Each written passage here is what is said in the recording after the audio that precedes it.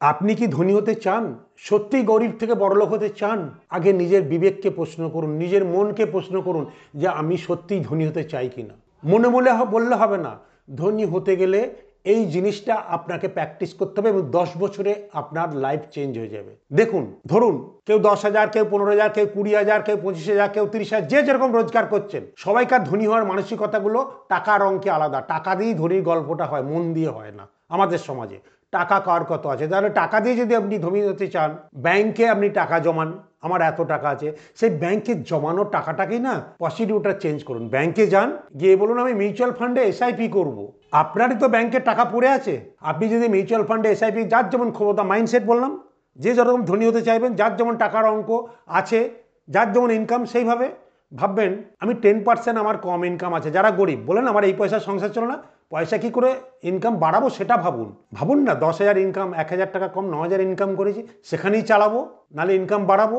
এই 1,000 টাকা জমান না, 10 বছরে আপনার ধনী হওয়ার মানসিকতা তৈরি করে দেবেন। আর সেটা 5 বছরেই বুঝতে পারবেন। আপনি এসআইপি ক্যালকুলেটার খুলুন, লিখুন আমি 1,000 টাকা এসআইপি অ্যামাউন্ট, কত পার্সেন্ট রিটার্ন, যদি মিড ক্যাপ স্মল ক্যাপে 10 ইয়ার্স অ্যান্ড অ্যাবাভ করেন 15% পাওয়া যাচ্ছে।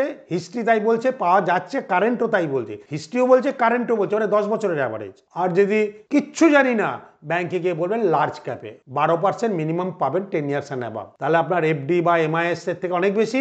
1,000 টাকা করে জমিয়ে জমিয়ে আমি 10 বছরে তাহলে কত দিয়েছি? 1,20,000। তা আজকে আমার কাছে কিছু ছিল না, আমি 1,000 টাকা করে শুধু জমিয়েছি। আমি যদি 15% রিটার্ন ধরি মিড ক্যাপ স্মল ক্যাপে, তাহলে আপনি 1,20,000 দিয়েছি। আজকের ডেটে আমার কাছে 2,75,000 হয়ে গেছে, যার কাছে কিছুই ছিল না। আপনি বলুন, আমার ব্যাংকে কিছুই নাই, ইনকাম কম, আমার সংসার চালাতে জীবন বেরিয়ে যাচ্ছে, ইনকাম আপনার কম, 1,000 টাকাই জমান, ভাববেন ওটা আমার ইনকাম নেই। ধরুন আপনি 10,000 টাকা রোজগার করেন, 1,000 টাকাটা বলবেন নেই, পাইনি ইনকাম, 9,000 টাকা ইনকাম, সেটাই সংসার চালা। আর এই 1,000 টাকাটাকে না ধনী হতে গেলে জমান, ব্যাংকেই তো জমাবেন। ব্যাংকে গিয়ে বলুন আমি মিউচুয়াল ফান্ডে এসআইপি করব।